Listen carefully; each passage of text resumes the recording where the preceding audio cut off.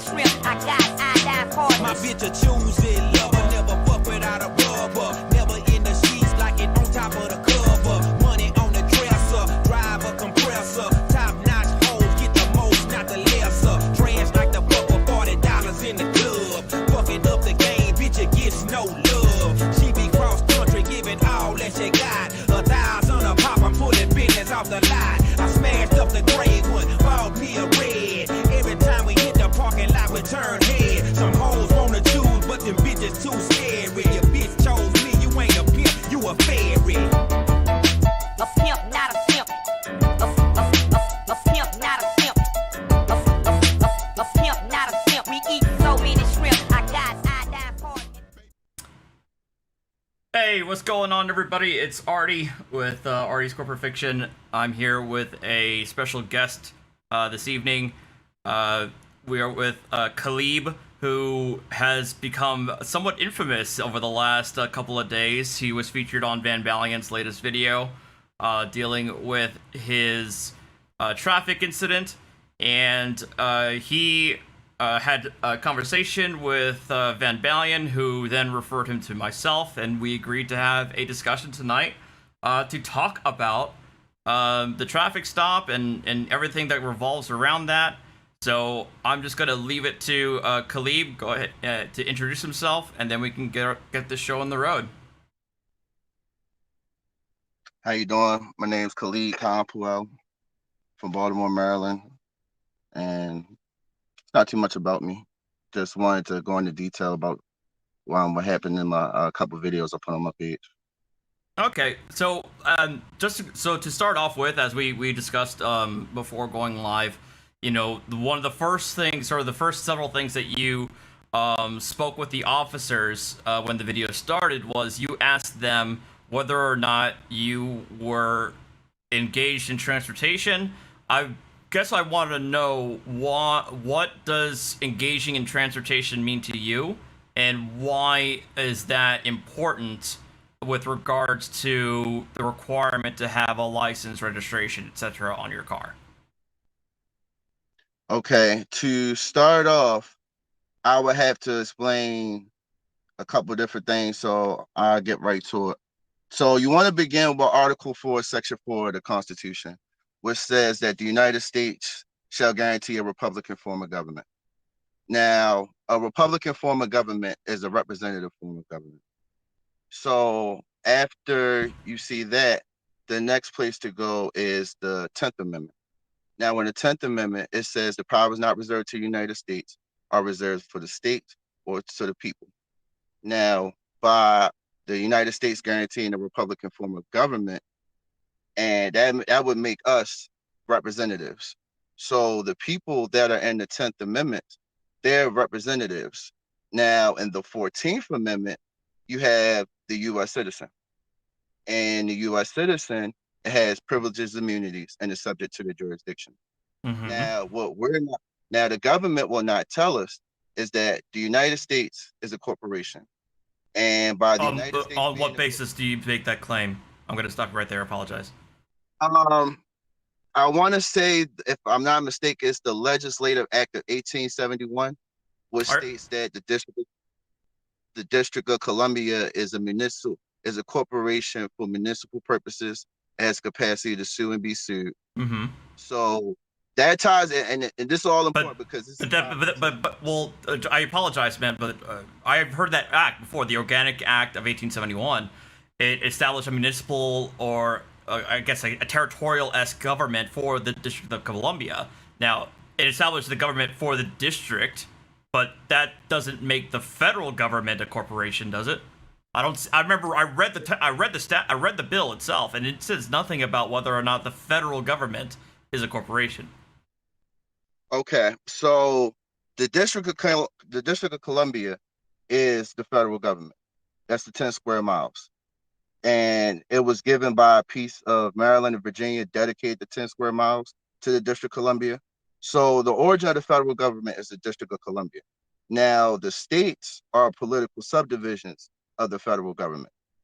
So I'm not sure I buy that. I believe the states are their own sovereign entities, but the federal government, The federal government I put it like supersedes them, though. I put it like this. I'm about to break all this down. So there's the Republic state, which is guaranteed in Article 4, Section 4, the federal government, which was created when the Constitution was created, and you have the corporate state. So you have Maryland, the federal government, and the state of Maryland. Now, Maryland is the people, and that's in the 10th Amendment. And the reason why Maryland is the people that's in the 10th Amendment is because there's a partnership between Maryland and the state of Maryland. Now, the state of Maryland is a corporation. When you title your car, you're shifting your car from Maryland to the state of Maryland. Now, this is all done by contract law. So I want to give the beginning, so I'm going to bring it around full circle. So I want to just break certain things down, so when I get started, everything will make sense. So in the 10th Amendment, the federal government is sovereign, the state government is sovereign, and the people are sovereign.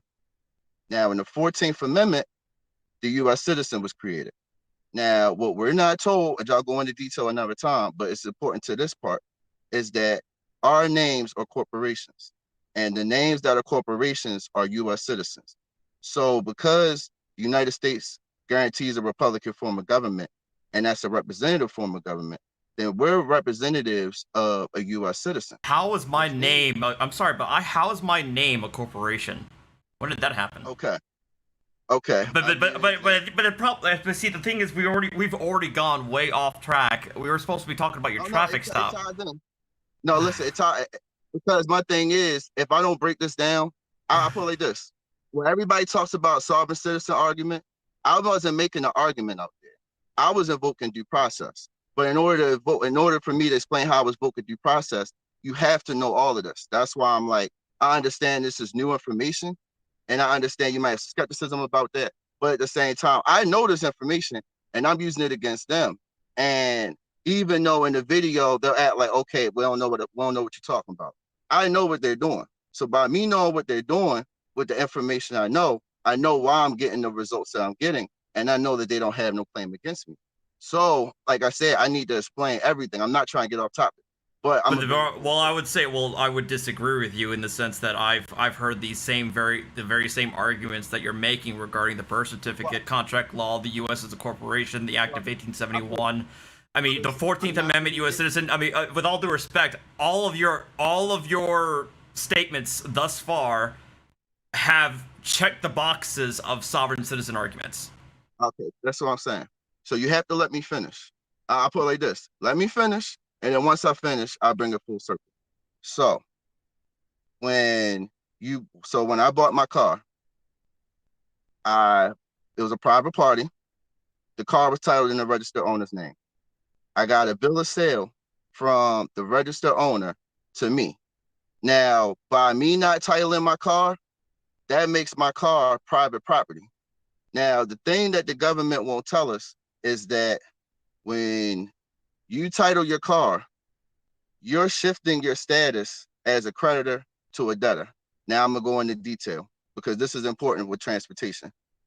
Transportation is based on Congress' ability to regulate commerce in the Commerce Clause. If you look at Gloucester Ferry versus Pennsylvania, I know it's an old case in 1800s, but it describes transportation as commerce between foreign nations. So by me not titling my car, I'm in Maryland. If I title my car, it goes to the state of Maryland. To me, the state of Maryland is a foreign nation. So isn't that your leap of logic that you're claiming that the state of Maryland is a foreign nation? Maryland, all right, so the federal government and state of Maryland are foreign to one another. And the people are also foreign to the federal and state government. No, that's not how that works. I mean, that's a leap of logic that you're going to have to substantiate. You can't just simply declare that to be true. I'll put it like this. I'm explaining it because it ties in to why I carried the traffic stop the way I carried it. Now, mind you, like I said, I don't mind the skepticism. Everybody's the same skepticism. All right, but you were. I apologize. You were going on about transportation. I'm gonna keep it simple. All right, so I know that when I buy my car, by me having a bill of sale and no title, it's in Maryland. Now, if I title my car, the title is held in my name, and my name, which is a U.S. citizen, is in the state of Maryland. So your license is held in your name, your tag's held in your name, your title's held in your name. Now, if you look at Black's Law Dictionary, an automobile is a type of vehicle, but a vehicle is one that's used in transportation. So if you look at the Maryland Transportation Code, there are, I think it's chapter 11, there are all the terms that are defined in the transportation code. Those terms apply to transportation. That's why none of the officers were ever going to say I was in an automobile, and that's why they'll never say I was traveling. Now, as far as the right to travel, what people don't realize is that when a police officer asks you for your license registration, that's contract law. He's making you an offer. He doesn't tell you that it's out of demand. It's a now, if you title your car is a motor vehicle. So it's a request when, hold on, I'm sorry. Oh, hello? Oh, there we go. Can you hear me? Yep, we're good. Okay. So when you title your car, it becomes a vehicle. So when the officer asks you for your license registration, it's a demand. But when you don't title your car, it's an automobile. It's not under the it's not under the jurisdiction of the state of Maryland. So it's a request. So when they ask me for my license registration, I asked them, I told them I will give you my license and registration if you have proof that I'm engaged in transportation. Now that deals with jurisdiction. You got territorial jurisdiction, personal jurisdiction, and subject matter jurisdiction. When they're pulled over, they're saying that you're violating the transportation code, which means that they have subject jurisdiction, matter jurisdiction. Well, they also have territorial jurisdiction because you're within the state borders of Maryland. If they got subject matter jurisdiction, they got personal and territorial. Right. But if they don't got subject matter jurisdiction, they have neither one. No, they can. You could have territorial is the easiest one to claim. If you're within the borders of the state of Maryland, they got territorial jurisdiction over you. All right, so let me break this down. If I'm engaged in transportation, they got personal jurisdiction because I'm a driver and my car is a motor vehicle. They got territorial jurisdiction because I'm in the state of Maryland. But let's say they don't have subject matter jurisdiction. I'm a traveler. A traveler is not under federal or state jurisdiction. Well, the problem is that's how you define yourself. I'll put it like this. The United States, any term that the United States creates or uses, it does not, the ordinary meaning does not apply anymore. Oh, it does. No. That's one problem that a lot of people have an issue with. I'm gonna have to stop you there. A basic rule of statutory interpretation and statutory construction is that if there is a question of a term, the courts will use the ordinary and everyday usage of the definition of the term. Okay, so when they say that my car is a motor vehicle, that means my car is engaged in transportation. Because the term vehicle and motor vehicle are defined under the transportation code. So where's the proof that I'm engaged in transportation? Were you operating your car on the public highways of the state of Maryland? Isn't operating under the transportation code? Yep. So do you got proof I'm engaged in transportation? That an officer can see you by your actions. They can see me all they want. Right, that's evidence. That's the proof I'm engaged in transportation. That's the evidence the officer is going to use to have probable cause to stop you and ask for your license registration. If you are operating the car, vehicle, motor vehicle, and you don't have any tags on there, that's enough probable cause for the officers to stop you. Well, my license, all right, so that's what I'm saying. So my thing is, in order for me to be in transportation, I got to have something from the state. It's all deal with contracts. No, see, that's the problem. That's where you go. That's where you're wrong, and it's demonstrable that you're wrong. You don't need, just because you don't have a title or don't have tags or don't have any sort of association with the state of Maryland does not make you exempt from the laws of the state of Maryland. That's my thing. You telling me how you feel, and I'm telling you what I've seen. I'm telling you what I've seen as well. I seen it. Like, I'm going through it. I don't have tags on my car. So okay. I put it like this. I don't have tags on my car. So my thing is, I'm trying to tell you how you could be in the court. The thing is, people go to court to make arguments. I invoke due process by asking for proof of claim. If you don't question the authority, that means you agree to the authority. So if your authority over me is the transportation code, Give me proof that I'm engaged in transportation. Well, that's that's what's done at court, right? Let me talk. Let me talk. If everybody has a state plate on their car, there's proof that there's a registration. So if you take the tags off the car, they want to look for a title. Now the title, it belongs to the registered owner. I don't mean the registered owner is the that doesn't mean the registered is not the owner. All right, so you basically tell me that if the registered owner of the car sells it to me, and I have a bill of sale showing that the registered owner sold it to me, okay, and are you going to tell me that the registered owner still owns the car? They can say that, but is that real life? Is that realistic? Yeah, if all you have is a bill of sale and then you don't get the title under your name, according to Maryland, they're going to say you don't own the car. It doesn't matter what the state says. I said, do I own the car? What I'm going to is, I know you could say that you own the car. I'm not. You could say that factually correct, but that's not going to stop the state from stopping you. That's not going to stop the state from stopping you and asking who's the owner of the car and why hasn't it been titled yet. This is by the United States being a corporation. That means everything is business. Okay, that's your assumption. Let me finish. I'll play this. I already did it. Like, I know this information. You feel me? I understand the skepticism. Well, you feel me? I'm trying to help alleviate it. But that's if you wanted the alleviations. Like, but here's wasting my time. That's what I'm saying.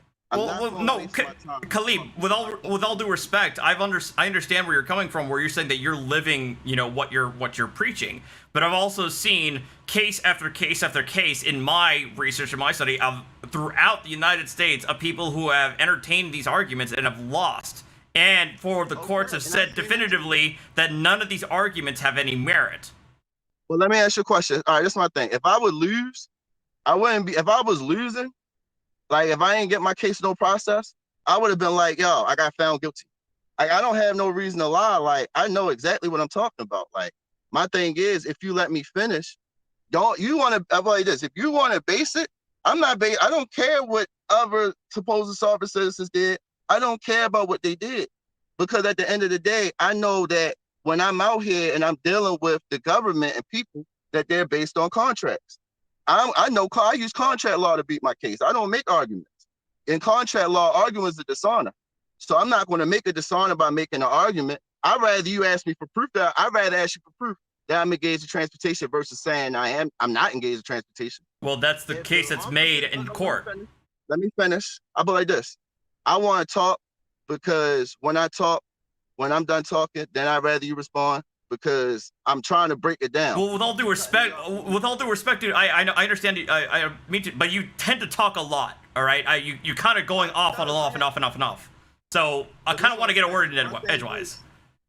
It's not. I play this. This is a complex topic. It's not like I said. I could try to break it down simple as I can to show you where I'm coming from. My thing is getting results in court. So if I've gotten results in court, then you have to know everything, because then they're gonna be like, oh, well, this is wrong, well, that is wrong. Like I said, I hear these arguments all day, but the court ain't saying it and the judge ain't saying it. So my thing is, the judge ain't saying it, I'm gonna break it all down for it. So basically, when I'm pulled over, they use a presumption that I'm a U.S. citizen and that I'm engaged in transportation. When I ask for proof of claim that I'm engaged in transportation, I'm rebutting the presumption. Once I rebut the presumption, they gotta prove it, and they can't use none of the terms in the transportation code to prove it, because until I've engaged in transportation, I can't violate the transportation code. It's all about contract law.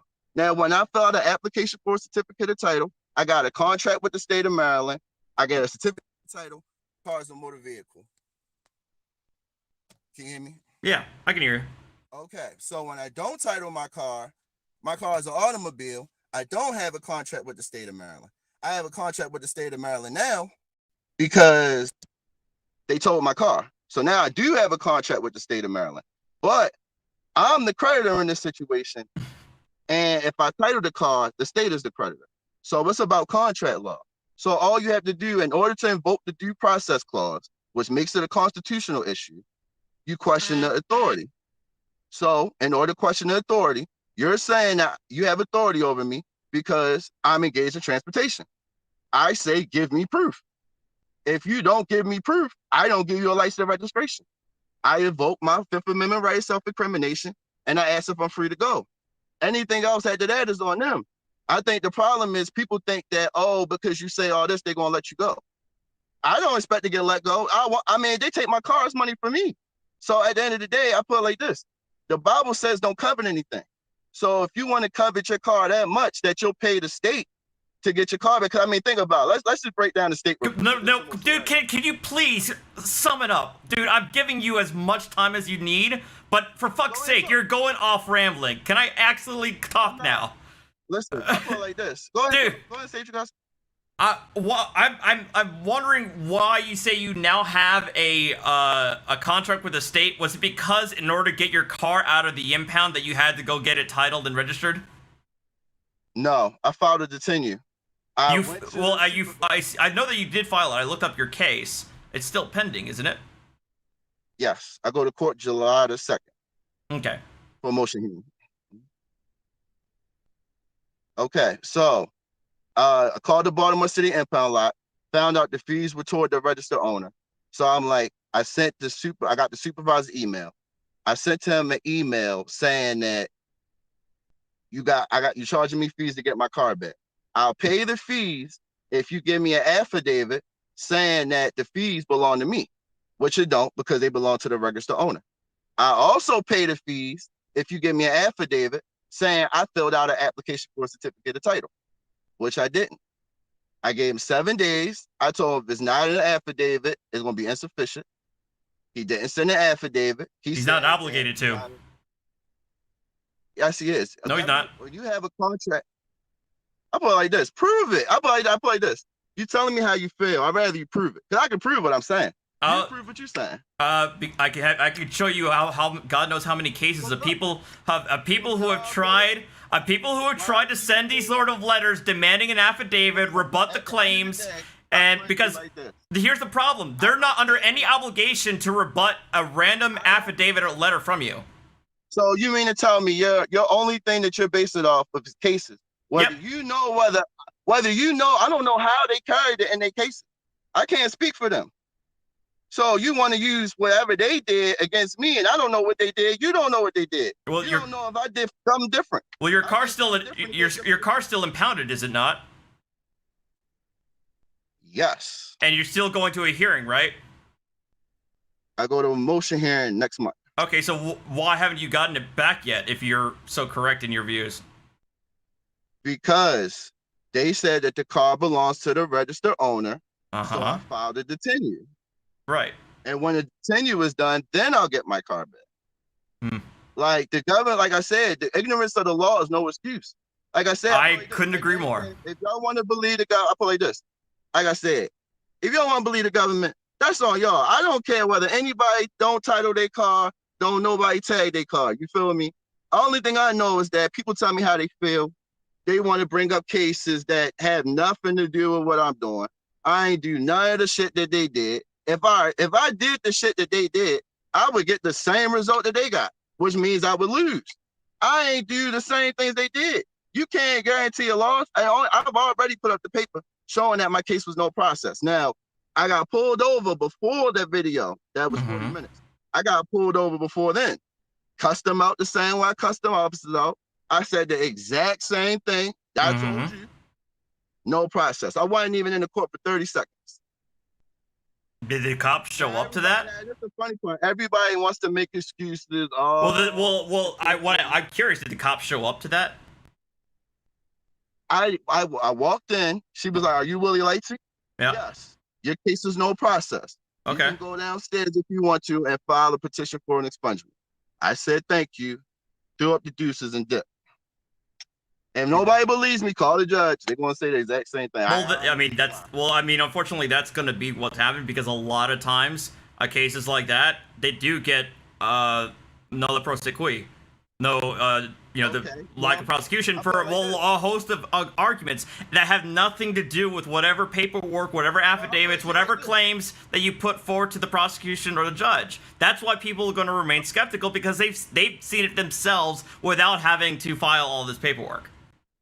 People remain skeptical because they've been lied to so long that they cognitive dissonance won't let them believe anything else. I Okay, don't think projection. like that. Like I ask somebody tell me something, I'm like, prove it. I look it up myself, and once I see they know what they talking about, bet I still look it up, but I want to make sure they know what they talking about. So at the end of the day, I'm like, I could point out everything I'm talking about, so it ain't like I'm making nothing up. But I will say that the only reason I even went to court, period, was because the officer threatened to lock me up. I didn't give him a license registration. I was like, give me your name. He like asked for my name. I'm like, no, because I invoked the Fifth Amendment. You're going to use my name to incriminate me. You're going to use my name to give me a ticket. No, you're under obligation to give your name. That's not a Fifth Amendment violation. Under what obligation?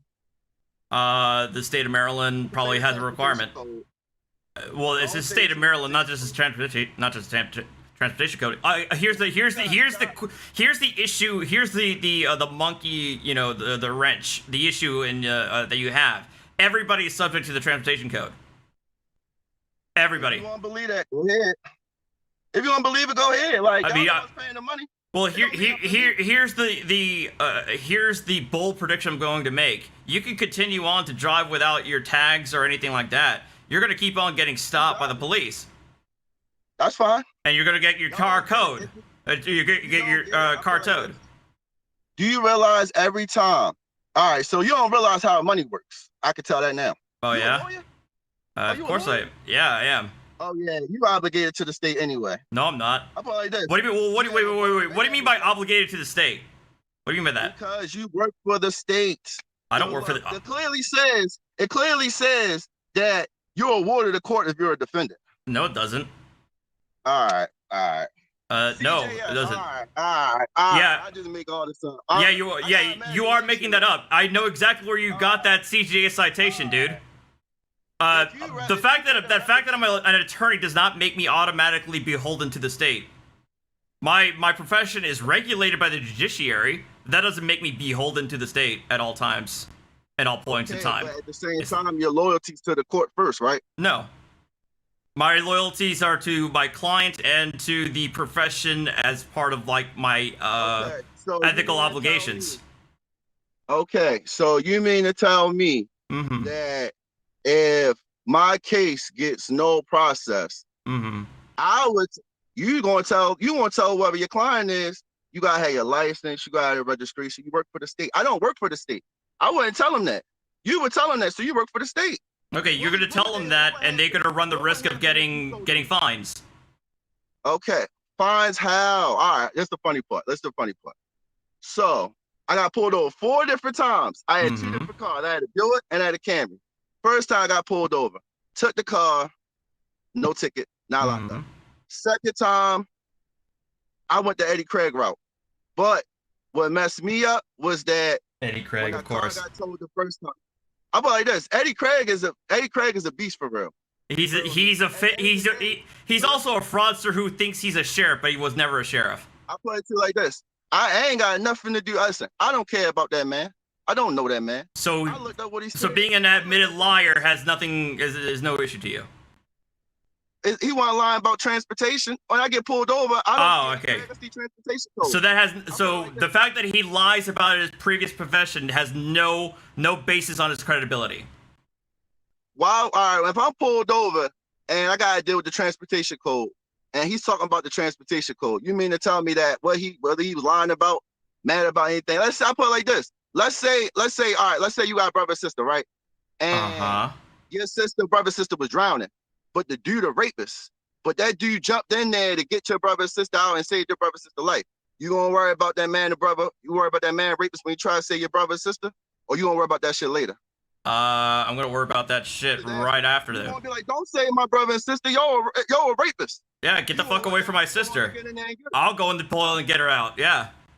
How about like this? At the end of the day, if the man was saved, that's the kind of the worst analogy I've ever heard, but go on. No, I said just the same thing, because I'm like, you telling me that the man is a fraudster.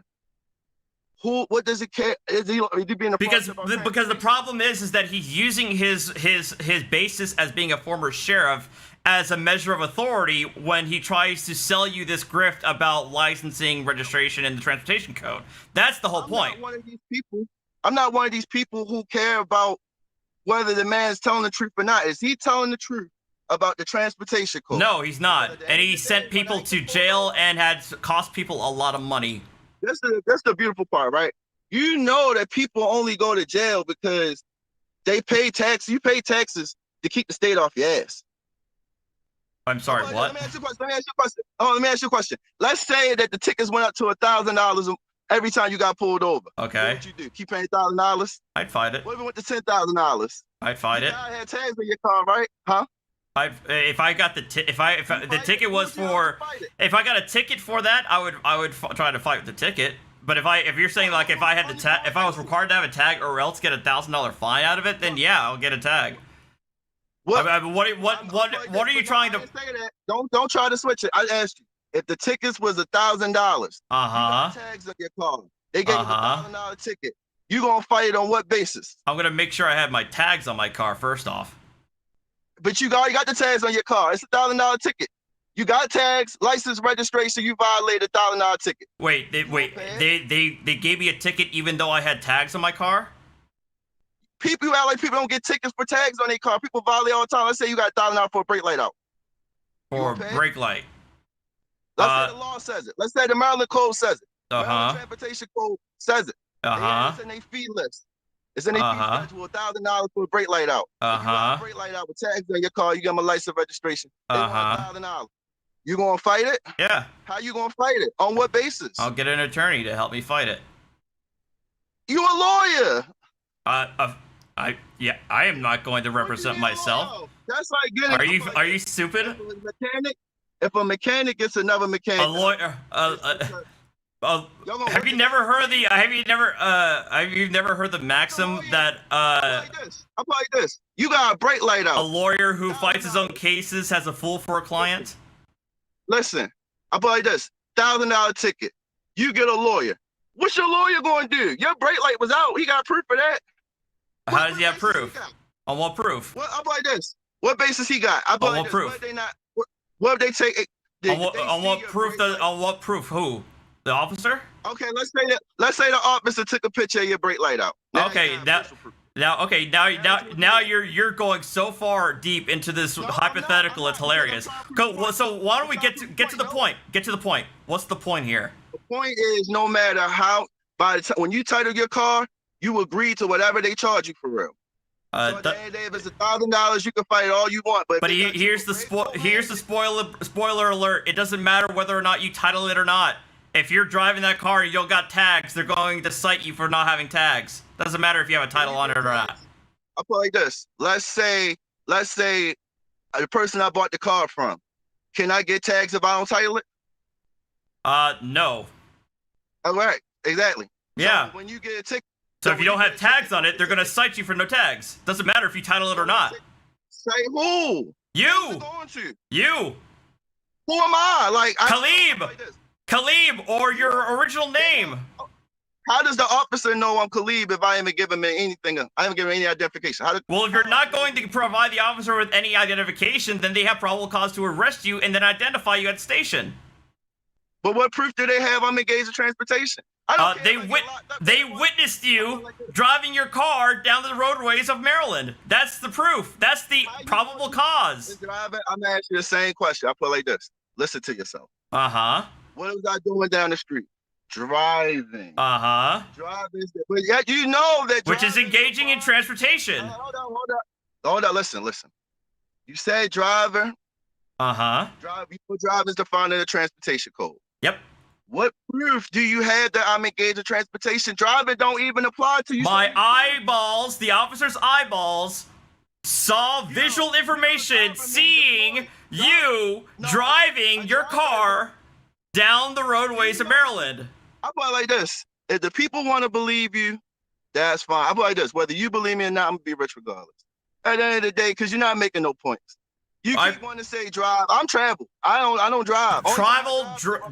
It doesn't matter how you personally define it. By everybody else, every other actor, whether they're non-civil servant or public commoner on the roadway, any normal everyday person is going to use the normal everyday usage of the term. If I see you using your Corolla to go get groceries, I'm saying he's driving to the grocery store to get groceries. All right, but drive is the all right. That's what I'm saying. You're saying you see me driving, but at the same time, drive is defined under transportation. And then when I ask you what transportation, what proof do you have I'm engaged in transportation? Because I'm not driving a motor vehicle. Because you're driving. You're driving. You say you just admitted that you're driving. What's the legal definition of driver? I'll put it like this. Drive. Here I have it right here in front of me. Listen, we can go to the Maryland Transportation Code. All right, I'm here right now. Okay. Now, drive. Every term that's in the Maryland. Now listen. Now mind you, the only police officers can only use the terms that's in the transportation code, right? Mm-hmm. Sure. Okay, so since police officers can only use the terms in the transportation code, and then when I ask for proof that I'm engaged in transportation, that means guess what? Guess what? You can't use operate, you can't use drive, you can't use motor vehicle, you can't use vehicle, you can't use police officer, you can't use state. Prove it. Give me. Here we go. Maryland Transportation Code, annotated section 11-114. Drive. Drive means to drive, operate, move, or be in actual physical control of a vehicle. Now we can use operate. Now we can use move. Now we can use drive. So there we go. Make your point, bro. Bro, you didn't make your point. I just completely debunked your argument. No, let me ask you a question, bro. Let me ask you a question. You had to click on the definition of drive, right? You had to click on it to get the definition, right? You want to use this? You want to use the transportation code definitions, right? Yeah. Now I'm asking you a question. You clicked on it to get the definition, right? Yeah. The fact that you had to click on it means it's one of the terms of them about 70, 80 to 100 terms, right? Among them driver, yeah, driver. Look up. All right, since you want to look up some shit, right?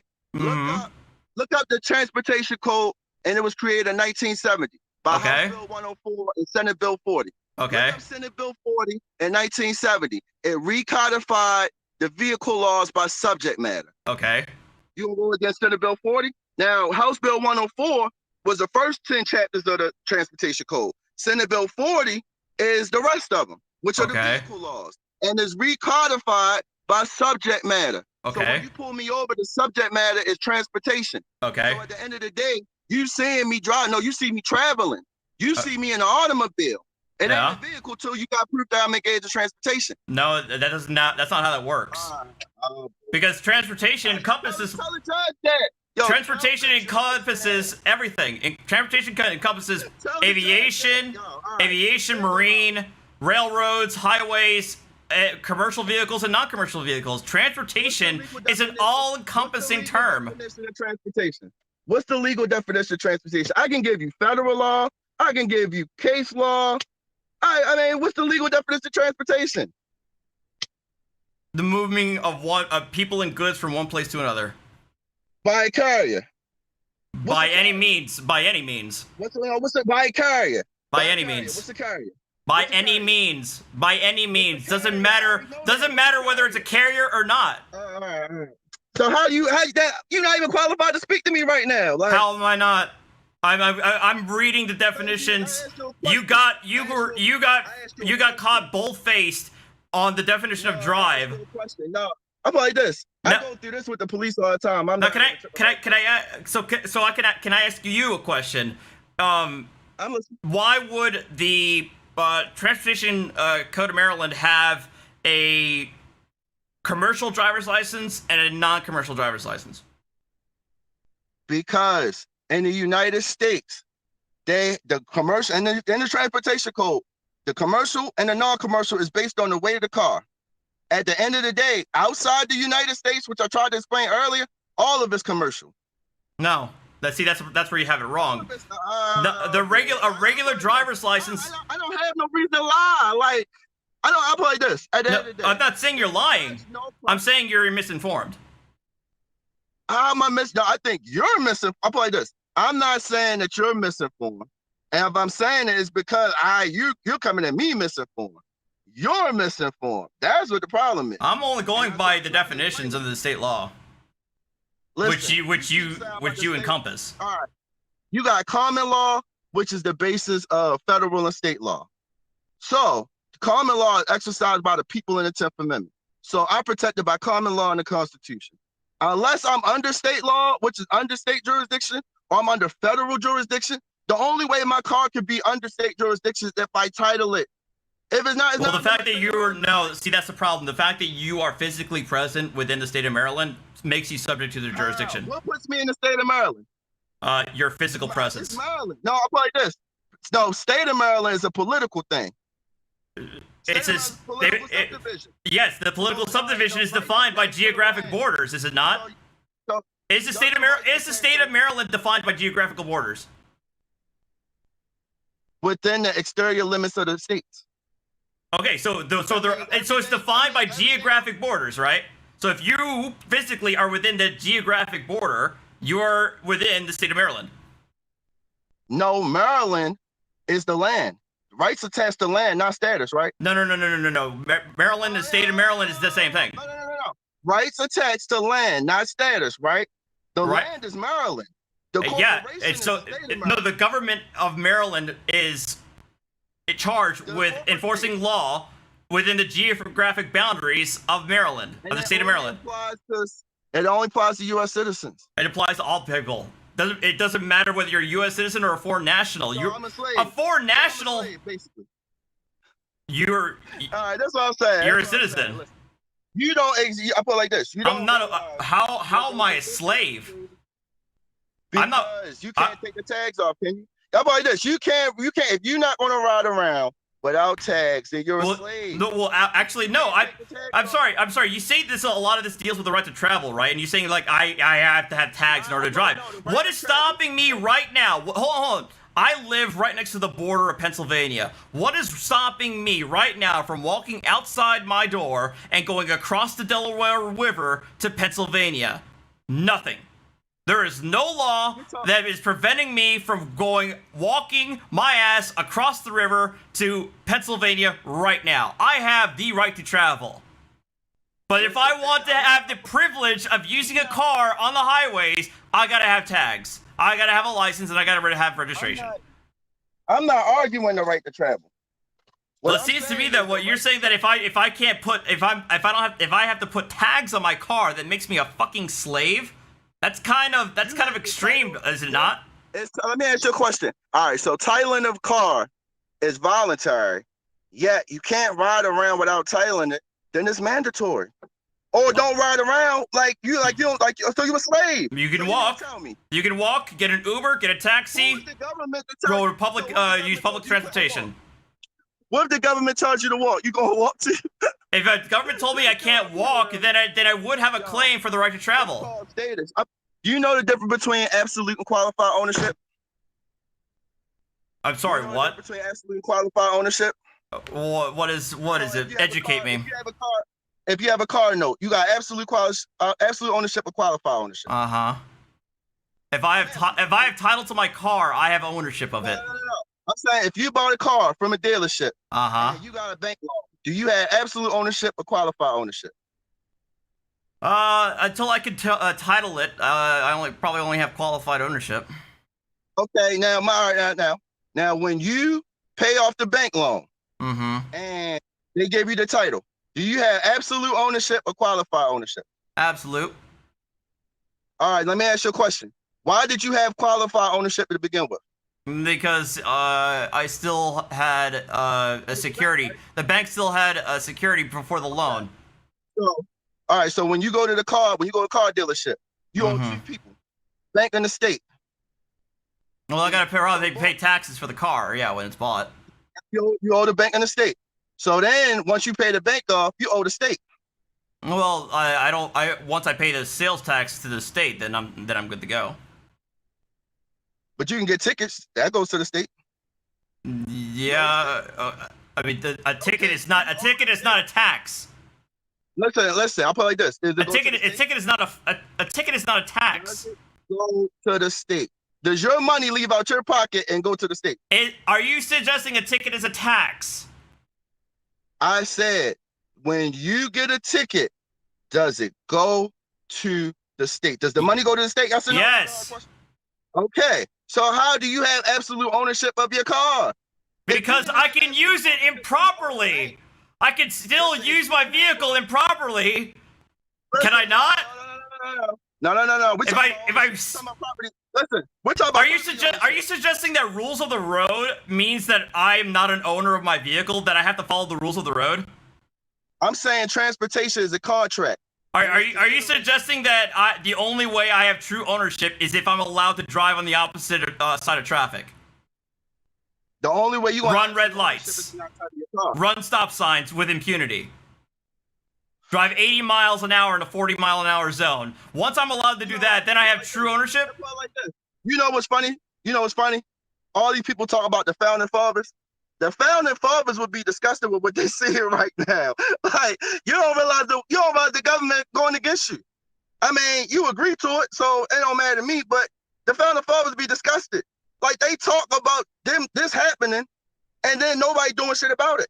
And this the hilarious part. You mean to tell me that you got qualified ownership because you owe the bank, but you don't feel like you owe the state, even though you owe the state. So if you owe I don't owe the state shit. Absolutely. So why are you giving the money to the state for a ticket then? Because the ticket was given to me through my own actions. Listen, they're accusing me of doing something improperly, right? Are you? No, I say I'm no. What do you do with your property matter? I asked you, how do you have absolute ownership if you pay the state? If you take your car to NBA, in my case, if I take my car to NBA and get a title, and I got a state title that only has one signature on it, which comes from the state, and after that I get tags, and then when I get tags, I get tickets that go to the state. My taxes, the sales tax goes to the state. Here's the money for the license, all the money goes to the state. But the fact that whether or not you have a title or not, you could still get a ticket. I think you're missing that key element here. This is what I'm saying. When I got pulled over in the minute video, the only reason that he got my name because he threatened to arrest me. I gave him my name, went to court, and there's no process. That's all I gotta say. Okay. At the end of the day, and I put it like this. Let's go into my detention case real quick. So the fees belong to the registered owner, yet the registered owner doesn't own the car. So what they're going to do is check. There's no registration. So they're going to look at the title. They're going to see the title belong to the registered owner. I told them a bill of sale saying that the registered owner sold it to me. Okay. And I ain't registered my car. So you telling me that? So that means the United States doesn't recognize private property. So here's of course it recognizes private property. Private property is treason. The only reason the government exists was to protect rights. I'll put it like this: the United States citizen has privileges. There wasn't no privileges before the 14th Amendment. Do you not know in the Constitution it talks about the states not impeding upon the privileges and immunities of the citizens of the other states? It's the privileges and immunities clause. Okay, that's in the original Constitution. Listen, that was the 14th Amendment. It was amendments way before. I'm like, the privileges and immunities clause is in the original Constitution, man. Come on. I'm not. I'm like this. Where do privileges come from? The government, right? The privileges come from the government, right? Privileges come. Because I thought you got Article 4, Section 2. Right. Article 4, Section 2. Anytime you gotta pay. Hold on. I want you to read Article 4, Section 2 of the Constitution. The citizens of each state shall be entitled to all privileges and immunities of citizens in the several states. Let me ask you a question. You're saying that it was privileges wasn't a thing until the 14th Amendment? Yes. You see, show me privileges before the 14th Amendment. I just gave you the clause in the original Constitution. So it apparently was a thing at the time of the ratification, was it not? That was Article 4. You said it was Article 4, Section 2? Article 4, Section 2 of the Constitution. Okay, so privileges was a thing at the time. Let me ask you a question. The citizen. Is it a capital C or a lowercase c? What does it matter? Answer the How? question. No. I want to know. But I'll answer the question. I would like to know, what does it matter? Before the 13th or 14th Amendment, the Constitution only applied to white males. Yes or no? White property owning males. Not lie. Property owning white males, yes. Okay. So when the 14th Amendment came in, that brought in black people. And guess who came after that? Women and minors. So that means blacks, women, minor, and white males all have the same rights that the white males had before the 14th Amendment. Now, But you just said that they didn't have those rights. I never talked about privileges. I said privileges didn't exist till the 14th Amendment because there was no U.S. citizen. All the Constitution tells the government what they can't do. It don't apply to private parties. The Constitution can't tell me what to do. It tells a police officer what to do. I'm protected by the Constitution. So okay, but the problem is that it tells you what the Constitution can't do, but it still tells you what the federal government is allowed to do, right? I'll put it like this: if I'm not under federal or state law, my car is not under state law. It's not under federal law. It's protected by the Constitution. That's why I'm not a U.S. citizen. And under the 10th Amendment, the states have what are called the general police powers, and among those gives them the power to regulate interstate travel. I've already said that it's three people of sovereign in the 10th Amendment: the state, the federal government, and the people. U.S. citizens ain't sovereign, but the people are. And I know that by me being a representative of Kaleab, I'm a 10th Amendment person. And by me being a 10th Amendment person, the second part of Section 1 of the 14th Amendment applies to me, where it says no state shall deprive any person of life, liberty, or property without due process of law. So by selective reading, you're going to accept parts of the 14th Amendment and discard the others? Okay, let me ask you a question. The 14th Amendment was the same. The Due Process and Equal Protection Clause was also in the 5th Amendment, right? Uh-huh. Okay. It meant that the 14th Amendment's due process clause therefore added that due process protections to the states and not just simply to the federal government. I understand that. I'm not denying that. Okay. I'm not denying that at all.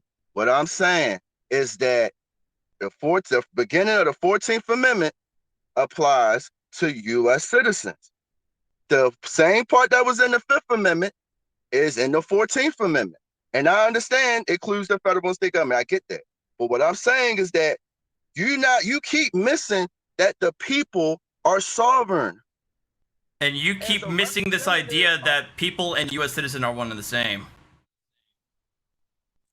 Because they are. No, hold on, say it again. I'm sorry. Somebody keep calling me. Like, all I'm trying to say is that I don't understand why you. Okay, part of the issue that we're having here is that you are trying to distance yourself or separate yourself from a U.S. citizen, but to claim to be part of one of the people. But I'm saying it's two sides of the same coin. A person inside the United States, a person could be a corporation. A corporation is a fictitious entity. So at the end of the day, I'm not a person. A person can be an individual as well. That's also anything defined under the United States applies to the United States. My name is an individual. My name is a taxpayer. My name is a driver. That's why a driver license in my name, registration is in my name. My name is a U.S. citizen. It's also my personal identity, yeah. Okay. So then why are you trying to separate yourself from that? Because the representatives are sovereign. U.S. citizen. All right, if Kaleab is a U.S. citizen and I'm the flesh and blood being, is the representative of Kaleab, that means the representative Kaleab is one of the people in the 10th Amendment. I'm a 10th Amendment person, and my name is a 14th Amendment citizen. Okay, That's but see why the second part, where my liberty and my property. So when I'm not, like I said, I'm not in the state of Maryland. I'm in Maryland. The only way you can, there's only two ways you can enter in the state of Maryland, and that's by being a corporation or working for the state government. No. Since none of us are corporations, I put it like this. I'll put it like this. Like I said, at the end of the day, I don't argue state law or federal law. I just say it don't apply to me.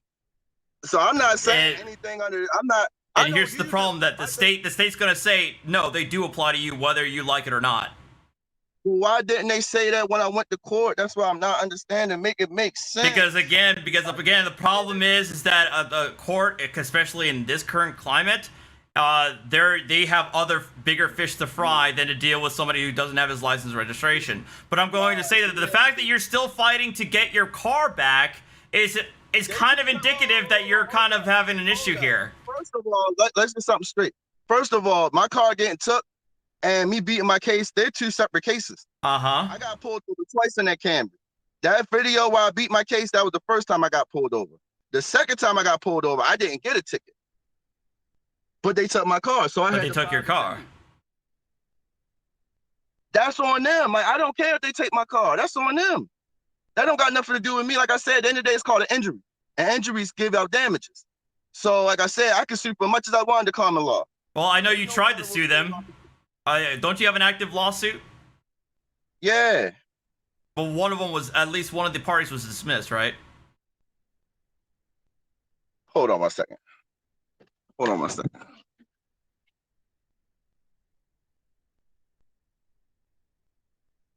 Yeah, so say it again. I believe you filed suit against 3 city workers. I assume they're police officers. 3 or 4 individuals. I haven't sued anybody that pulled me over yet. Recently, for real. So. But I do know you have an active lawsuit against several what appear to be city workers. City workers. Which one? I had the case up located, but you had a lawsuit against them. Videos I pulled up. Listen, as far as the 2 videos I pulled up, I haven't sued anybody yet. The officers, I already know. Like I said, I don't have. Only the state and the federal law give you statute of limitations. Common law is no statute of limitations for a violation. Well, so it's not no rush. Well, the car. Yeah. Well, they're not going to recognize that. I don't know if you understand this, but in the several states, the statutory laws trump the common law. No, the common law. If you look at some of the state statutes, they'll say that unless a state statute speaks to the subject, the common law will apply. Therefore, if there is a state statute speaking to X, Y, and Z, that will apply and not the common law. Okay, so what I'm saying is, if there's no transportation, then how can somebody use the state law against me? Well, you keep on asserting that you're not dealing with the issues of transportation. I'm saying you are. I think that's where we're going to have the fundamental disagreement here. So in my detention case, which is me getting my car back, they're going to see that all right. So when you title your car, the state has a vested interest in my car. Because I didn't title it, the state has no vested interest in my car. So they're not going to be able to prove that Tia owned a car, and she can't prove she owned a car. Then guess what? Well, give me the car back. Well, I think what the issue is that they're going to say that your car is going to remain an impounded until you get a title and tags for it. I'll put it like this: if I didn't place a claim, first off, all right. So let's look at it like this: since I have a bill of sale, I was served no notice. That's already a due process violation. The only person that got served notice was the registered owner. The registered owner don't own the car, so that's irrelevant. So I made a claim on the car. Now, if I didn't make a claim on the car, they would have sold it at the auction. So because I made a claim and I'm going through pending litigation, it's not being told. So it's just sitting there. But because I own the property, I can bill them. You know that if you don't title your car, it's private property. You can't put no liens on my car. Yeah, they can. They can take your car. If they're gonna keep your car, like I said, I don't know how it works in Maryland, but in New Jersey, if you don't get your registration and insurance and at their least title, your car's gonna get stuck in impound. You can't get it out of the lot. That's the case, then why would I file the tenure case? That's what I'm saying. My thing is that they can't prove that the registered owner owns the car. They can't prove it. But then they say they're going according to their. So what you're saying is, according to their records, somebody else is the registered owner. All you have is the bill of sale. Yep, showing that the registered owner sold it to me. That's why I had to file the tenure. Now I'll put it like this. Now I'm gonna tell you what they told me. When I was gonna pay to get it back, 'cause I was gonna sue later. I ain't care. But they said the person who was the registered owner had 2 tickets, and those tickets had to be paid. So I'm like, cool, I'll just do the tenure. But at the end of the day, guess what? The registered owner, the fees belong to the registered owner. The fees don't belong to me. I'm not the registered owner of the car. So if you're not the registered owner, how are you going to get it out of the lot? What? Do you a lawyer? Are you a lawyer? I'm asking a very simple. I'm asking a very basic question, dude. If the state has the registered owner sue somebody else, and they have 2 outstanding tickets, and the court told you that you're not getting your car out of there until the registered owner pays the tickets, how the fuck are you gonna get your car out of impound? The court didn't tell me that. I thought that's what you just said. I didn't say that. I said I talked to the supervisor. They said they wasn't giving me my car back. Oh, the supervisor. My bad. The supervisor, not the court. The supervisor told you that until the registered owner pays these outstanding tickets, it's not getting out of the lot. Yes. So how are you going to prove that you're the owner if you're not the registered owner? So assuming all you have is a quote bill of sale, end quote. Yes, I have a bill of sale from the registered owner to me. I went to the supervisor, sent them an email. I got a copy of the email. It says that the registered owner does not own the car. I will pay the fees to get the car back if you have proof under penalty of perjury that the fees belong to me. And you give me an affidavit saying that I filed for an application for a title. I'm doing that because I have to exhaust my remedies before I can take it to court. So now you're succumbing to getting it titled. Why would I get a title if I could file the tenure? Why would I give qualified ownership to the state? Like, you don't realize I absolutely own my car just because they took it. That's what I keep trying to tell you. But what I'm trying to tell you is, according to the state, you're not the owner of the car. Like I said, you want to bet money? I like to bet. See, I like to bet. You got to close the door. I like to bet because at the end of the day, you got to put your money where your mouth is. If you think I'm gonna lose, just bet money. I don't mind betting money. I'm right. Bet money that I'm wrong. It's nothing to me. I'm sorry. I do not take bets using fiat reserve notes. I'll put it like this. At the end of the day, the whole point is betting money because I ain't ready to bet no money I'm gonna lose. I don't do that. That's stupid. So at the end of the day, it's either bet or whatever. I already know what I'm talking about. Like I said, I got absolute ownership. The state has no ownership of my car. They can take the car if they want. Like I said, you keep on saying that the state has ownership of the car, even though they say that the registered owner is somebody else. I said the state has no ownership. It has no vested interest in my car. Okay, but they say that somebody else is the owner, not you. Yep, they're saying that I don't own my car. Okay, and now you're going to try and prove it in this hearing by showing them a bill of sale. Nope. What I did was, I said, all right, so when they filed a motion to dismiss, saying that I didn't have personal jurisdiction over the Baltimore City impound lot because it's some municipal property or whatever. Right. So you can't sue the impound lot, no. Listen, all right, whatever. So anyway, that was the first one. And the second one was I didn't exhaust my administrative remedies. That was the only 2 claims y'all made in the motion to dismiss, which is cool. We can make them claims because he's using state law. So I know that he's right under state law. So what I did, I filed an opposition. Okay, an opposition to the motion to dismiss, right? Yep. Okay. So in my detenue case, I used the email between me and the supervisor as my evidence. So by me using the facts and evidence, I've already exhausted my administrative remedies. So now I go into court and get it recognized so I can get enforced. So now I filed an opposition saying, okay, I'll accept the motion to dismiss upon receiving proof of claim under penalty of perjury that the defendant has the capacity to make a collateral attack against the facts and evidence in the complaint. And if a collateral attack, okay, that's the whole point. That's why you so lost. You need to listen. Oh my At God. the end of the day, you just hard headed. You know what hard headed make. You ain't gonna be hard-headed. This At the is end of the day, unbelievable. So yeah, you saying a lawyer, that? I put it like this. If No, you a lawyer, I am an attorney, and don't this is kind of trust funny to me. That's why I'm saying this is entertaining to don't me. trust no attorney. I know. Like I said, I already use my head like this. Don't trust no attorneys, y'all. Trying to tell you right now. I know I'm we are slimy assholes. I will tell you that. Let's say this. I'm gonna give you another story. So the second time I got pulled over, I went to court and they called my name. And I was like, I'm the representative of Kaleab. They was like, if Kaleab is not here, we're gonna file FTA. Well, yeah. I'm like, well, tell the state come to the stand and swear in.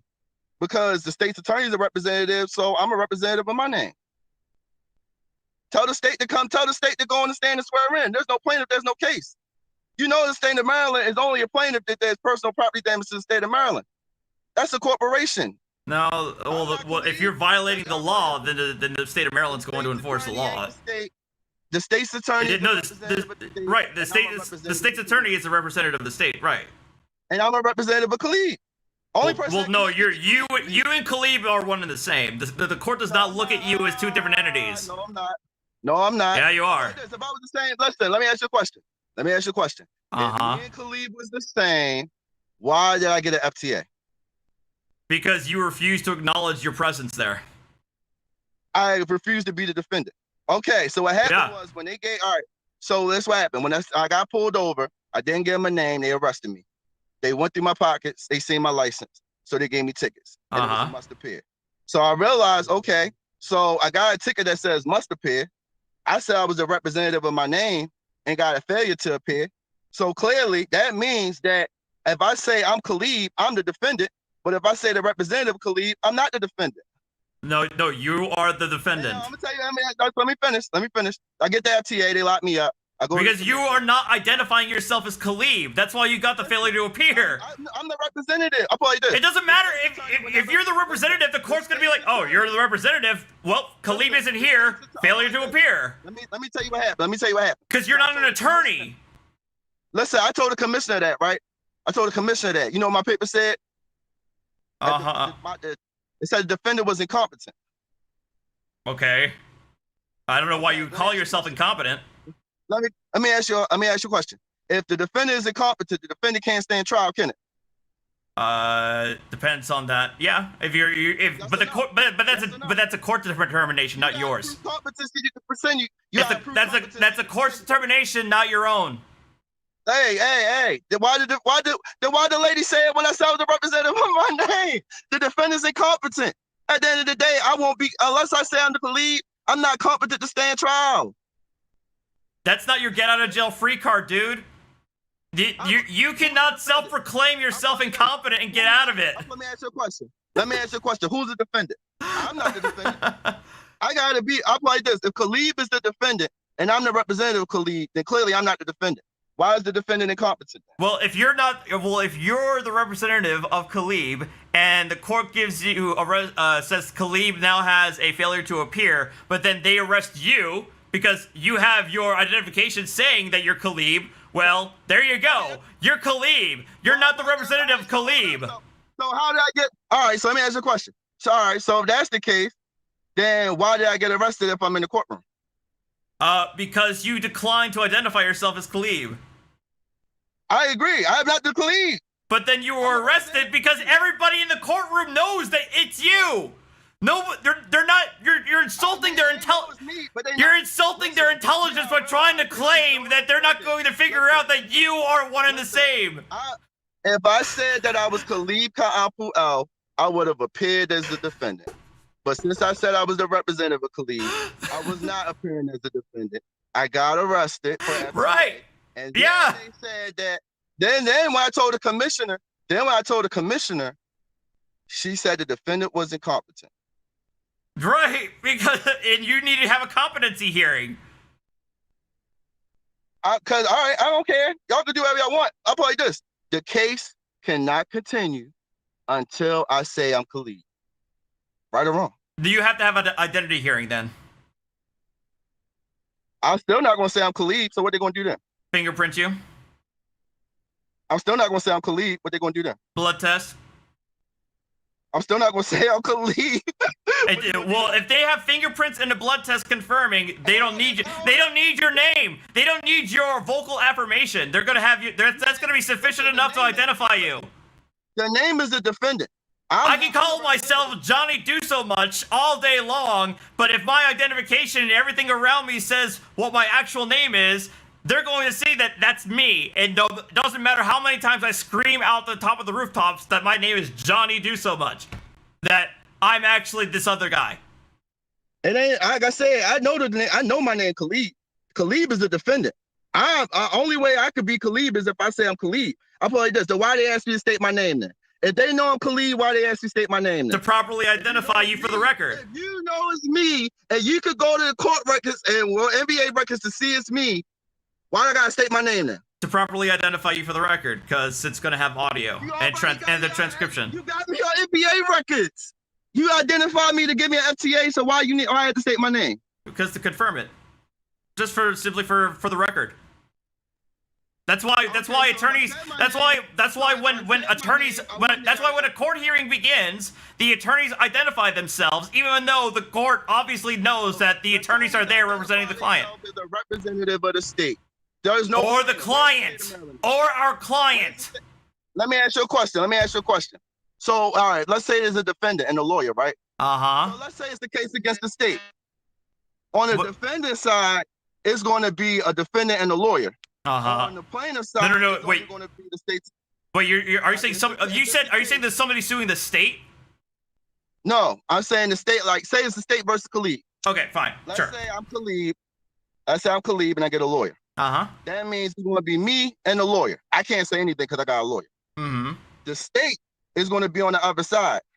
Is there going to be one person over there or two people over there? On the state, it's going to be one person because it's a prosecuting attorney. That means there's no plaintiff then. No, the plaintiff is the state's attorney is representing the state. There's no plaintiff. Yeah, the state is the plaintiff. There's no plaintiff. The state is the plaintiff. Who's the state? The state of Maryland. I want to see the state. I want to see the state. I get a right to face my accuser, right? I want to see the state. The state's attorney going to be the state, and I guarantee you the state's attorney. Can I see your right to travel? I want to see the state of Maryland. Can I see your right to travel? Show me right to travel. Ask for proof that you engage in transportation. Thank you. So now that we got that asinine line of questioning out of the way. No, where's the state? No, I'm like, that's not asinine because the state's the plaintiff. Where's the state? You know where the defendant's at. It's two people on that side. Show me your right to life, liberty, and the pursuit of happiness. Listen. Show me tangible proof of right to life, liberty, and pursuit of happiness. Hold up. So let's say the state not the plaintiff, right? And let's say it's just two people and they both got lawyers. That means it's going to be two on one side and two on the other side. Uh-huh. When you go against the state, it's two on one side and one on the other. Uh-huh. Two on both sides, that means there's a plaintiff and a defendant. When there's only two on one side, that means there's a defendant, but there's no plaintiff. Okay, I'm sorry. If you're in a civil suit, oh my fucking god, are you serious? I already debunked this argument because you can't even show me because you're trying to make the argument that because Maryland is a political entity, it's meaningless. It's non-existent. I mean, you could deflect, but like I said, at the end of the day, it's no. Are you seriously suggesting that because Maryland is a political entity and it's representative of the people, and it's a representative of the people. The corporation is a piece of paper, right? And so is the Constitution.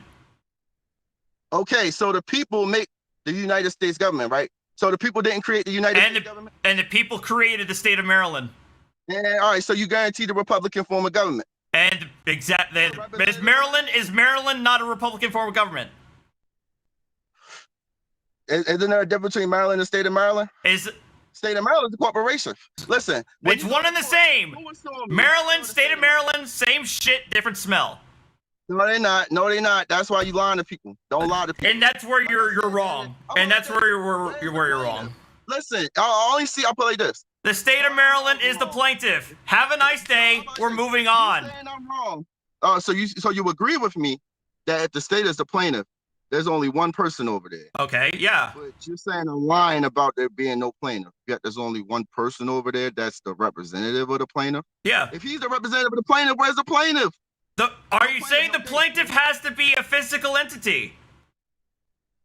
Yo, if you have an LLC, Bruh. and your LLC gets sued, you're going to show up. Here's the hold on. Didn't you try to sue the impound? I'm suing them now.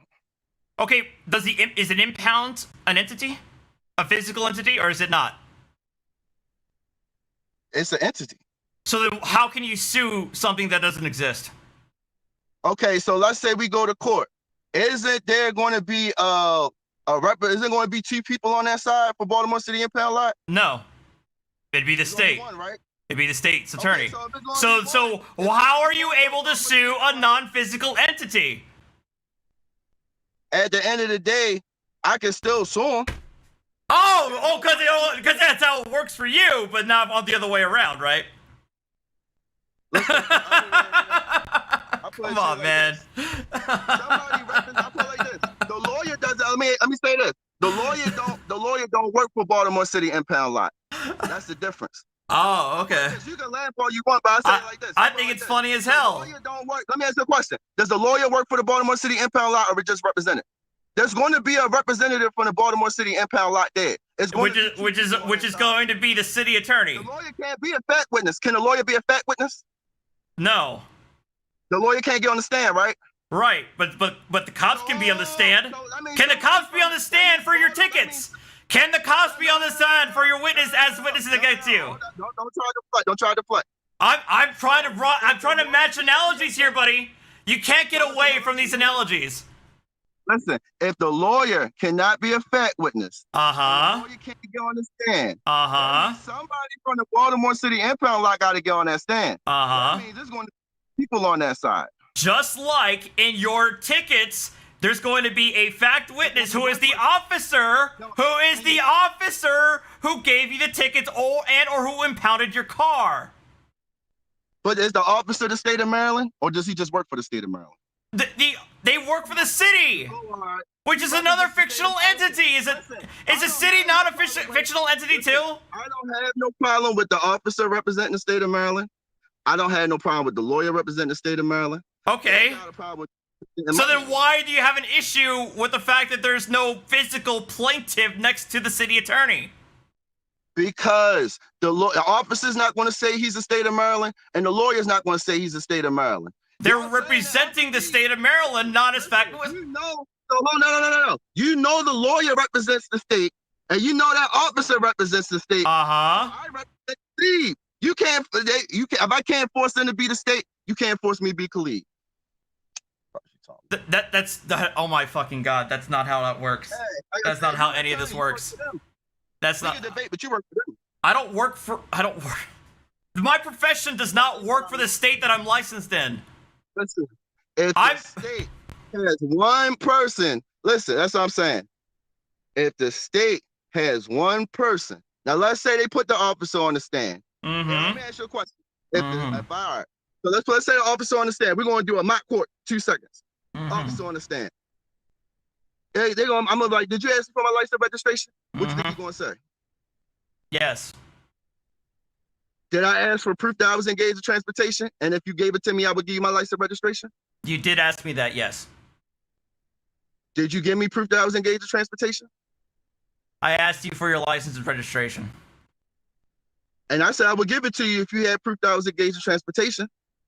And I asked them under the laws of the state of Maryland, you're required to present your license and registration upon a stop, in a traffic stop. I'll give you a license registration if you got proof that I'm engaged in transportation. And we're not obligation to ask. I'm already going. You're already asking. You're already by you asking that you're pulling it. You're putting it on the stand. I gave you what the testimony. Yeah, I pulled. The cop's gonna say I pulled him over for having no tags on your car. You then said I then asked you for a license registration. You said you gave me a condition. I said I'm not obligated to give you the condition. That's a vote. All right, when a conditional acceptance is a counteroffer. I'm not obligated to give you the condition. You are required to give me license and registration upon request in a traffic stop. It's not an offer and acceptance. It's not a contract. That's the point. A traffic stop is not an offer to contract. You know why I won? Because it is a contract. It's not. These people. It's not. It's not a contract. No. Listen, if you want to keep tags on your car, go ahead. But he lied to you. Okay. The judge claimed me. At the end of the day, like I said, I'll give you it's all. And so I'll probably this. First off, you asking me for information that could be used against me in a court of law, which if I had a title, I would have to. It's already been settled that asking for your identification is not a Fifth Amendment violation. Oh, if the man used my name to give me tickets, then you use my name to incriminate me. No, at no point was he going to give you a ticket. He just needed your obligation. Yeah, because you failed to identify yourself at a traffic stop. Use my name to give me a ticket. Okay. It's still not a Fifth Amendment violation. It's a base. No, it's not. No, it's not. It's already been ruled. Supreme Court. I got a Fifth Amendment right. The Supreme Court already said asking for your identification is not a Fifth Amendment violation. Okay, only time that I had to get my only time I had to get my identification is that there's personal property damage. That's a crime. When you get pulled over, that's a traffic infraction. There's no personal property damage, no accident. Okay. It's a traffic infraction. It's civil. And it depends on the state. State laws differ whether or not an infraction is civil or criminal, but I know lots of states have it civil. At the end of the day, you asked me for my license registration. Yep. I asked for. You don't give me proof. I don't give you a license registration. It's a contract. And then if you're not going to provide identification, I'm going to have to ask you to step out of the vehicle, and you have to give me your name and date of birth, so we can properly identify you. I don't gotta do anything. Okay, then we're going to have to detain you and take you to the station to properly identify you. I just got out the car and then boom. Then go down there, and guess what? And that's what happened the second time I got pulled over. Went down there, he went through my pockets, found my license, tickets and and guess what? If I didn't title my car, trying to get it out the first time I got pulled over, and I didn't have a title, I would have no processed that one too. And that was before COVID. Well, here's the thing. By the time I went to court, at that time when they pulled me over, it was already titled. So they had a case. That's why I lost. But guess what? All you can do is suspend my license. The license don't apply if I don't have no tags.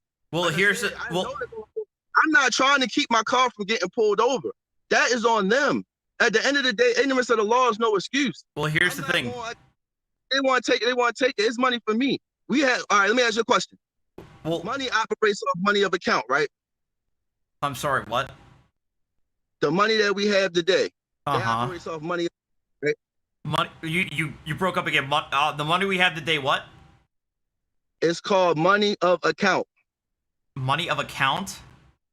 Yes. You know what money of account is? No. I used to work at a bank, so I know what money of account is. Okay. So when you title your car, you got to open an account with the state. If I title the car, I don't have no account with the state. An account? Now I took my car, I have an open account. Listen, let me finish. I got an open account with the state with my detenue. The case number is an account. It's an account. No, it's not. Guess what? Listen. It's account. I'm gonna tell you why. Like I said, you're a U.S. citizen. This is foreign to you anyway. It's not. It's not foreign to me. I know. No, it's not foreign to me. I know all these sovereign citizen arguments, dude. I've heard them all once before. Like I said, at the end of the day, it's not foreign to me at all. I would never listen. I would never call myself a U.S. citizen. And whoever calls himself a U.S. citizen, I'm like this. If you a U.S. citizen, you can't even do what I'm doing anyway. I'm not even talking to y'all. If anything, I'm trying to persuade y'all, which is pointless. to not be a U.S. citizen because you're not one. You can't prove that you won. All the court's going to do is use plausible deniability and presumption, but they can't beat the due process clause. If I ask for proof that I'm engaged in transportation, you have to give it to me. You're a public servant. Well, here's Who the fuck are you to tell me that you can't do some shit for me and you work for me? Well, if they work for you and you're still obligated to follow the laws of the state of Mo. See how they carry you. They're public servants. Okay, and if you commit, ain't better than the master. Okay, the so United States has 2 predators. So hold on. If you assault somebody, are the police then allowed to arrest you? That's a crime. Okay, but then the servants are allowed to arrest the master? Are the servants allowed to arrest the master? Are the servants allowed to arrest the master if the master commits a crime? Let me ask you a question. If they arrest that person that commits that crime, they're going to be a defendant. Are the servants are the servants allowed to arrest the master if the master commits a crime? This is why. See or no? No. Look, let me tell you. I'm gonna be serious for a second. I'm gonna assume it's yes. It's funny how these people walk around with guns on their hip. I don't have no problem with that. You doing your job, but I can't walk around with a gun on my hip. And I don't have to fuck all the registration, all the certification. You walk around with a gun on your hip. I can walk around with a gun on my hip. If you got a gun on your hip and you violate my rights, they still servants.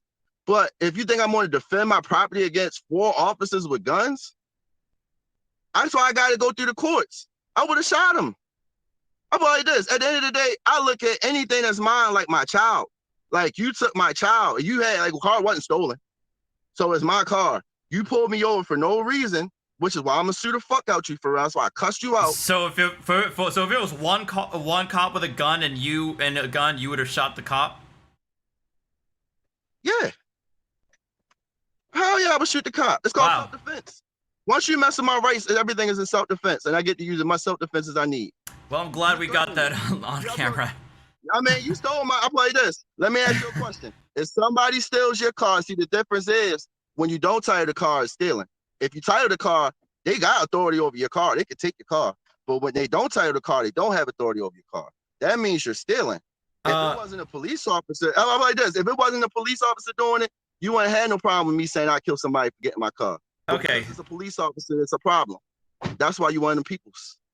That's all I'm saying. Well, they're charged with upholding the state laws of Maryland, but I'm going to end it right there. I'm going to say that at the end of the day, well, they're going to keep on pulling you over, and the fact that your car is still an impound, is kind of evidence that you're going to have a long road ahead to try and get your car back if you can't prove that it's yours. I'll put it to you like this. This is what you're not understanding. The only person that has a problem with getting their car took is y'all. And that's because y'all covet y'all property. And I'm going to tell you why. The state know that when you put pressure on somebody, they're going to fold. Y'all love y'all car so fucking much that y'all not even willing to lose it for a little bit to get damn near the state giving you damn near a blank check. Carte blanche to sue for whatever much of damage because the shit's an injury.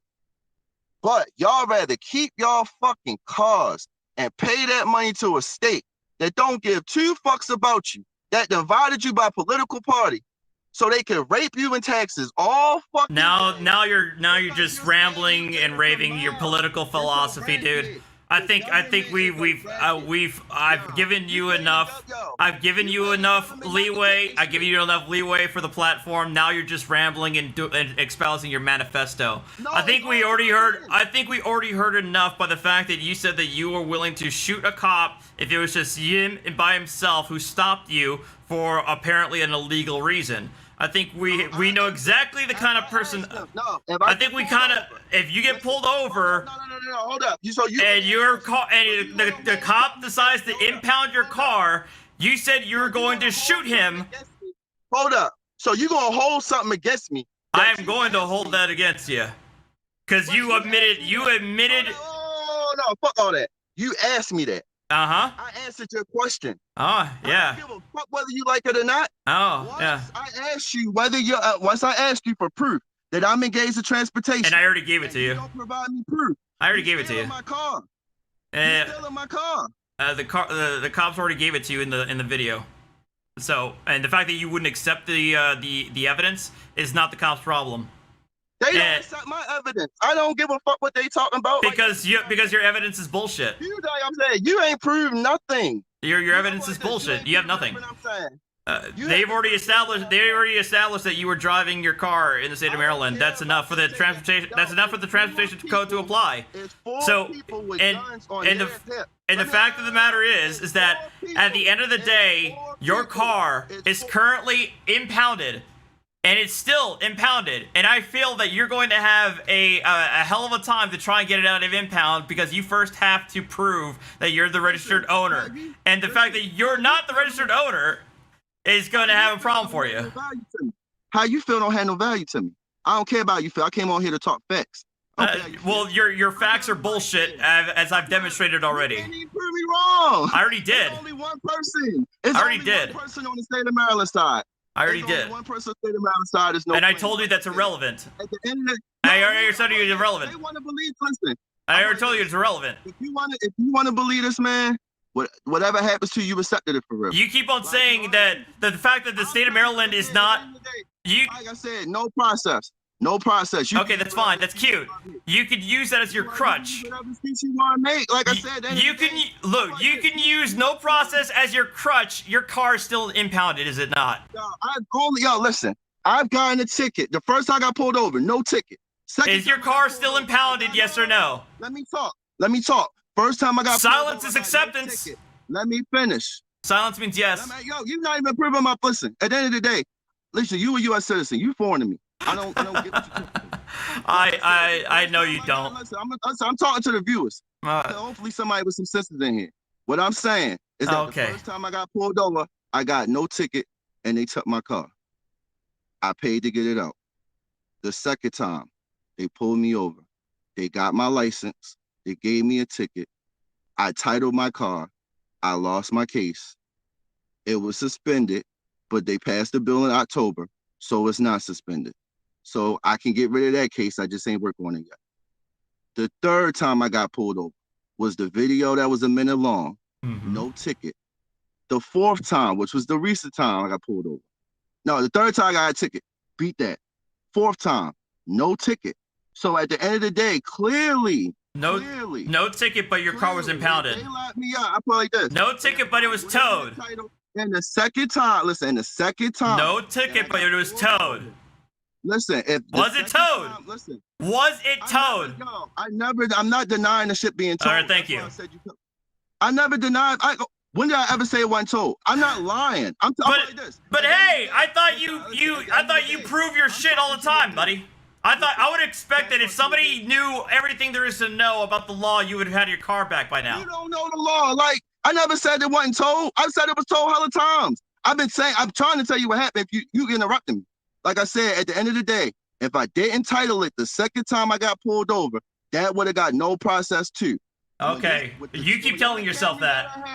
With the Toyota Camry that I have, the last time, the video that I'm even on here for, no tickets. They're going to take my car. I didn't know that I could get money for the car till this time. I'm like, okay, cool, I can get some money off of it now. I don't care. You're going to get. And they already filed a motion to dismiss, and they're going to have the hearing in July. Listen, I never say. I'm like this. I don't care how the police act. I build the same way they use your words to incriminate you. I use their words to incriminate them. I'm building a record. I don't say shit that I'm not saying no magical words. They're gonna take your car. They're gonna take your car. You are saying magical words. What I'm saying, you tried that. Your entire video was about you saying, "Have you proven that I am have been transporting anything, or I've been transporting?" Those are magic words. That is your usage of magic words. Yes or no? That's magic words. You asking the cops in that video saying, "Do you have proof that I was transporting anything, or that I was that I was engaged in transportation?" That's magic words. You're using a magic phrase. No, I'll put it like this. When I say that, I invoke due process. When they don't give me proof of claim, then whatever you want to do after that is on you. It's going to cost you. Like I said, I don't tell them now. Like I said, at the end of the day, it's not that deep. I'm not ready to get no shootout over no car. It sounds like you. It sounds like you're willing to. You worth more money alive than dead. It sounds like you're willing to, though. I'm not gonna kill you. Sounds like you're willing to. You just said you're willing to. But like I said, I play this. You act like, all right, so if I went in your house with a gun right now, you're not gonna shoot me. That's right. Yeah. That's right. Yeah. All right. So if you take my car and I ask you for if you ask me for my license, but you're not a cop. And I ask you for proof that I'm engaged in transportation and you don't give it to me, now I'm in self-defense. But you're not a cop. You're not a cop with probable cause. A man with a gun is a man with a gun. You're not a cop. You're not a cop with probable cause. Listen, the police officer is in the transportation code. You're not even a police officer when you pull me over. You just a man with a gun that could get killed. Okay, you keep telling yourself that. You keep telling yourself that, and I hope to God that situation doesn't happen. I hope to God that situation doesn't happen because I don't want to see an officer get killed by another sovereign citizen. So hopefully that doesn't happen. But thank you very much for the evening. Hold up. If I came in your house with a gun and you shot me, people not gonna feel sorry for me, right? People are going to wonder what the hell happened. I feel sorry for them because they're police officers stealing and stealing. People are going to wonder what the fuck happened that caused the shooting in the first place. I can listen. At the end of the day, what's the point of telling you? Your analogies are shit. You know that? You'd fail. You'd fail at creating a law school exam. I have to tell you. It's stealing, yo. The fact pattern is bullshit. Like, don't even do that. The fact pattern is bullshit. You'd fail at a 1L teacher's assistant. Just because you listen, who are you? You think because you say it's bullshit is bullshit? I think I have enough knowledge and experience and research to say that your arguments are a bunch of bullshit. I say a fact, and then I prove it. No, you didn't prove anything. You didn't prove anything. You didn't prove anything. That's the problem. You didn't prove anything. So that's what I'm going to say. That's what we're going to end it here. We're going to end it here. No, I'm sorry. We're going to have to end it here. It's almost 10 o'clock. We've been at this for about 2 hours now. I want to thank you very much for coming on. I really do appreciate your time. But it's been 2 hours. We're both getting a little tired. It's getting a little exhausting. So I'm going to give you 30 seconds to give your closing. That's it. I'm not going to give you any more because you tend to ramble. I'm going to give you 30 seconds to give your closing. Go. Listen, at the end of the day, I don't care what y'all do. I'm going to be rich. Y'all can have fun being slaves. Like I said, at the end of the day, if you got some type of reason, I don't have no reason to lie to y'all at all. I'm telling you right now, a lawyer don't care about you, an attorney don't care about you. Because everything I said is fact. I got papers saying that the defendant is incompetent and can't stand trial. So like I said, you want to listen to a lawyer, you got to take everything that come along with that. Y'all don't know the law. Clearly, this person don't know the law, nor the officers for real. If you don't believe me, watch my case and see what happens. After all right, thank you. You got your 30 seconds. Thank you very much, man. Appreciate it. Okay, we're done. Clearly, I mean, the guy does not. He is far too set in his ways. I think the fact that he got a lot of his cases, nolle prosequi, failure to prosecute, really bumped up his confidence. But we're going to see what happens at his hearing, which is on July 2nd, which deals with his detenue claim against the impound lot. The fact that he demonstrated that the state says that he's not the registered owner and that it's not titled or has tags on it, he's going to have a bit of an uphill battle. So that's going to be a funny, interesting thing. But I'm going to go through the super chats. I know I saw a lot of them. I apologize for missing them. I tend not to go through the super chats in the middle of the discussion because I don't want to interrupt any flow that's possibly being having. Unfortunately, he definitely was filibustering God knows how many times. I tried being nice. I really did. But this guy just would not shut up enough for me to actually get a point across. And it's frustrating. So, Super chats. Apologize to you guys. Thank you. I did see somebody. I apologize. I did see somebody in the before the stream went joining as a viewer. Thank you very much for that. I apologize. I can't get your name in there. But thank you very much for joining as a member. But Smarty Marty, $4.99 super chat, lurking. Andrew Solhani, $5 super chat. Even if all this crazy was true, it is not. If the government doesn't recognize it, it's worthless. Jimmy Harris, $10. I'm going to open up a challenge in order to help Artie buy a big enough bottle of aspirin for this headache. Here's the first 10. I got some Tylenol. Don't worry about it.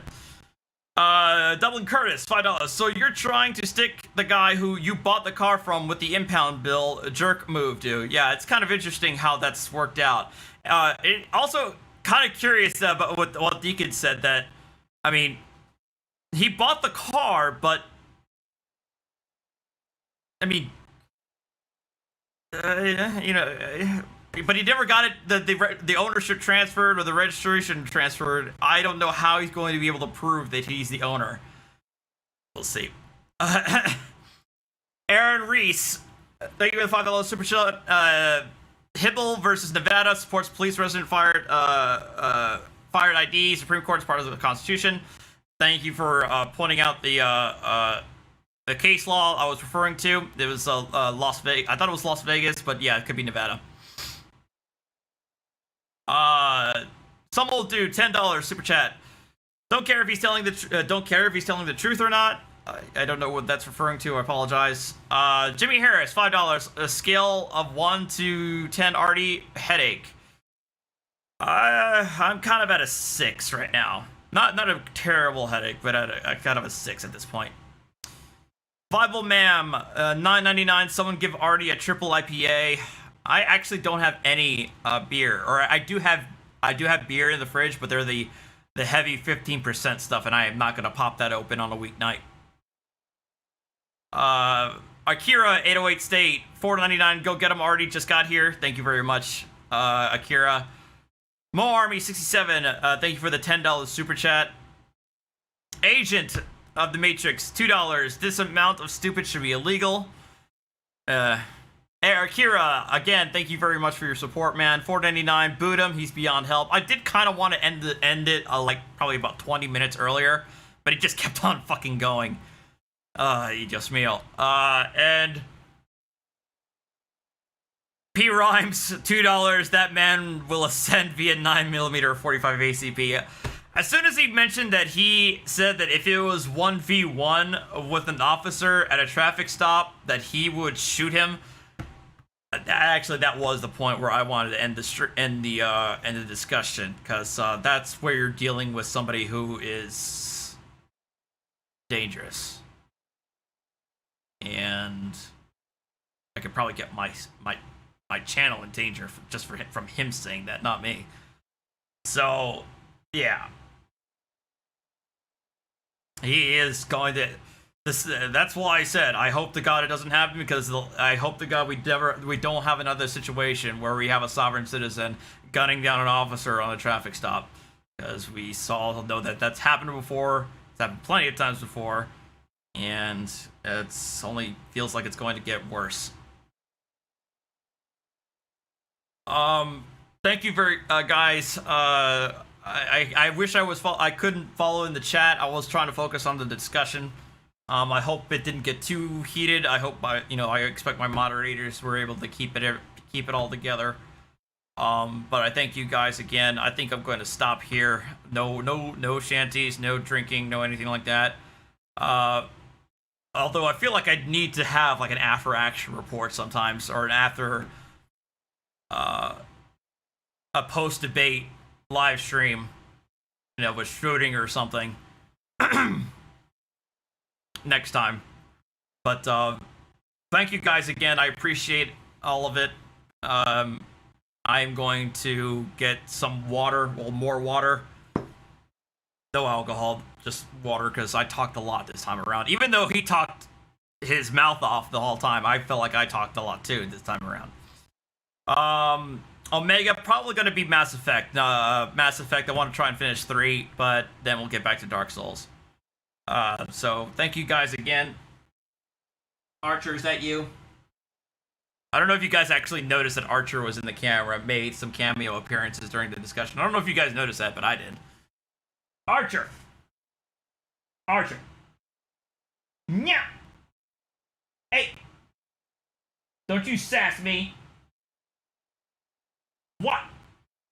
Now! Archer! Hey! Fine, beat up asshole!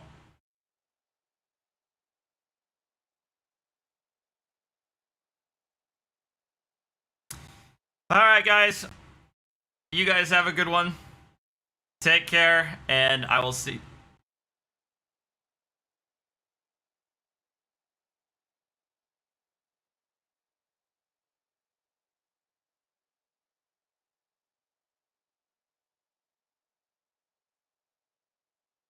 Archer.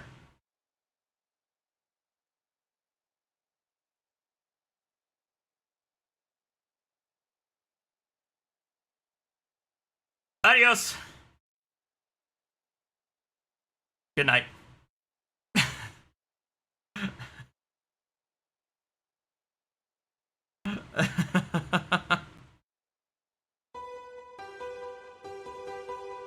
Archer, come here. Archer, come here. Come here. Kitty, come here. No. Fuck off.